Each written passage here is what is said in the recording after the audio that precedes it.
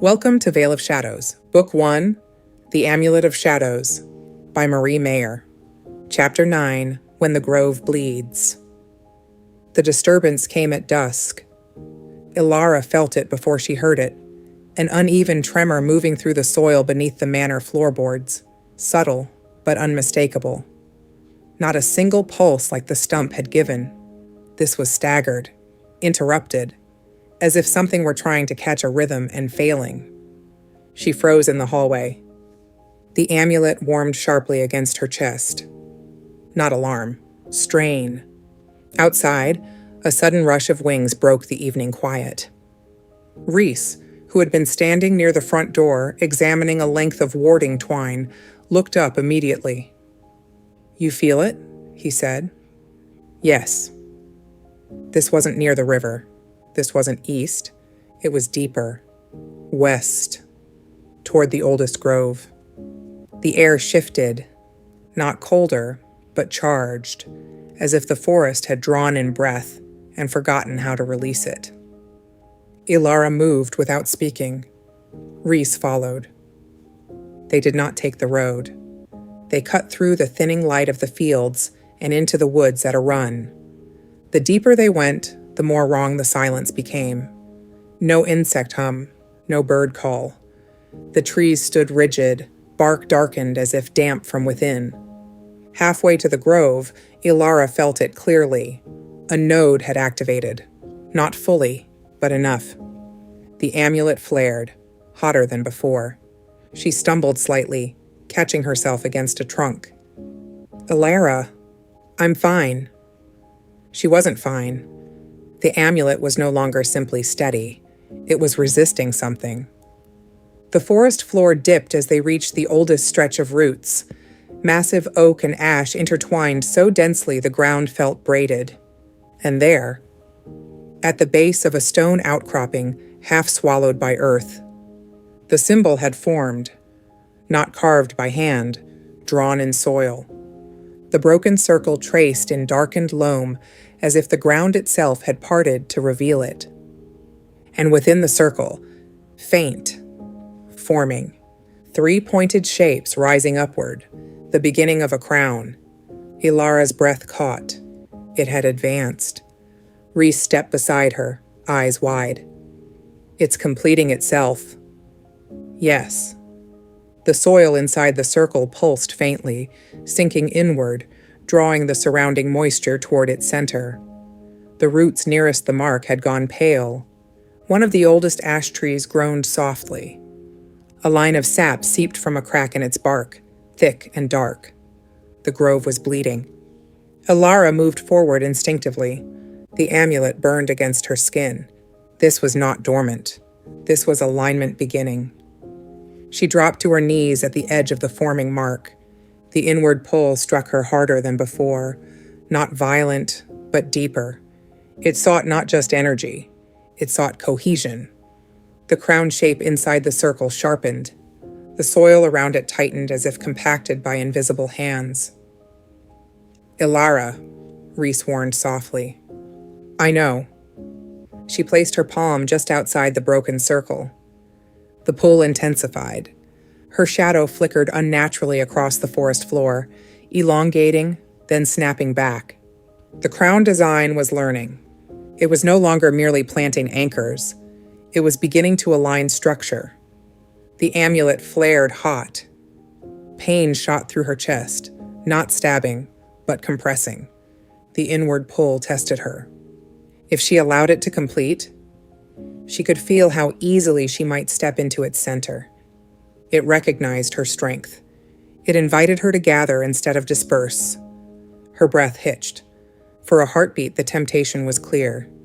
If she seized it, if she became the center, she could control the network, not counter it, command it. The shadow within her stirred in agreement. It would be so simple. Gather the threads, pull them inward, become the throne before it fully reassembled. The ash tree groaned again. Sap dripped more heavily.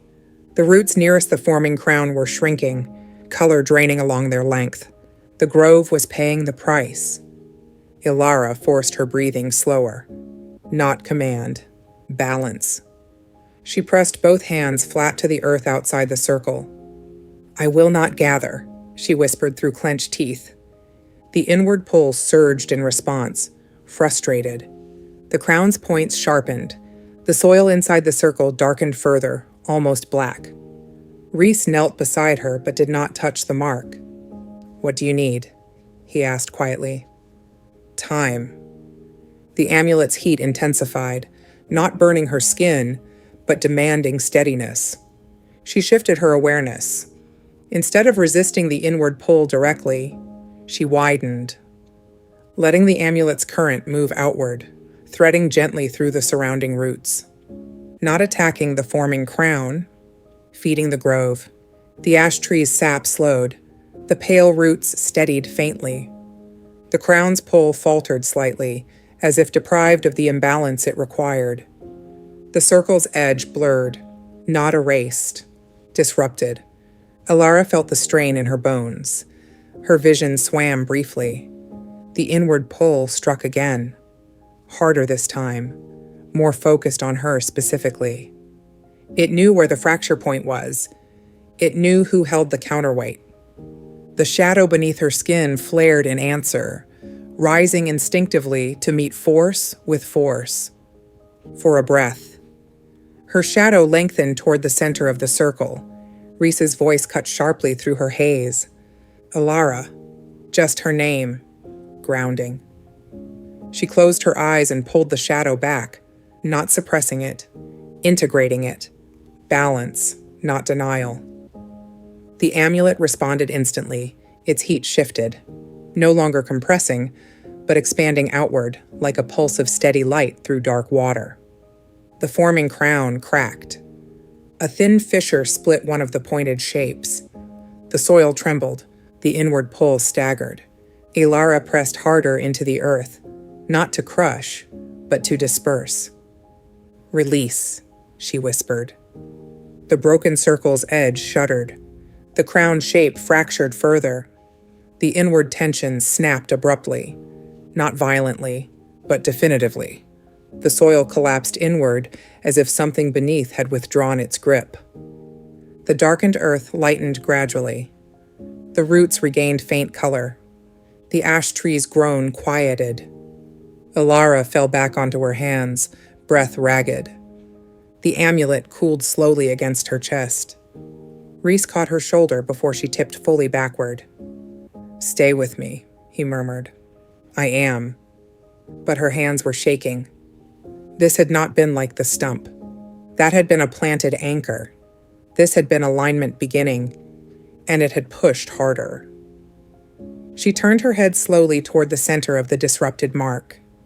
The broken circle remained faintly visible in the soil, but incomplete. The crown inside it had not finished forming. They had interrupted it, not destroyed the node, prevented its completion. Reese exhaled slowly. "That was closer," he said quietly. "Yes." Elara swallowed. The pressure had receded, but not vanished entirely. It had shifted again, further outward, the pattern adjusting. She lifted her gaze toward the darker stretch of woods beyond the grove. The feeling was subtle now, like distant thunder beneath the earth.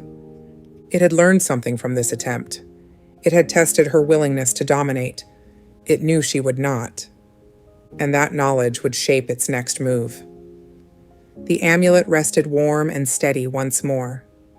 But beneath that steadiness, she felt the faintest tremor of fatigue.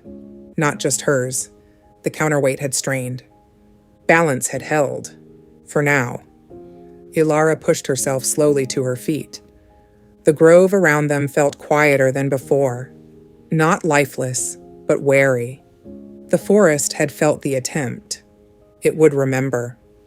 "They're not placing isolated stones anymore," she said softly. Reese nodded grimly. "It's trying to reconnect the ring." "Yes." She looked down at the fractured mark in the soil. It had almost crowned itself, and it had reached for her, not as prey, as potential. Elara's fingers curled unconsciously against her palm. The throne did not need a willing tyrant, it needed alignment. And if enough nodes formed, balance would not be optional. She looked west again, toward the hills beyond sight. Somewhere along those oldest roots, a deeper fragment of the ring had trembled when this node faltered. Thank you for listening to The Amulet of Shadows. The story continues in the next chapter. Until then, may the balance hold.